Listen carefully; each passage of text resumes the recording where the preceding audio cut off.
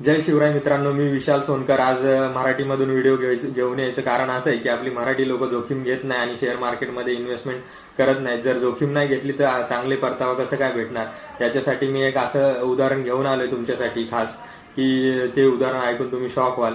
जे उदाहरण आहे सचिन तेंडुलकर यांच्याबद्दल. सचिन तेंडुलकर यांना क्रिकेटमध्ये देव मानलं जातं. असे सचिन तेंडुलकर यांनी आझाद इंजिनिअरिंग मध्ये इन्व्हेस्टमेंट केली होती 2023 मध्ये.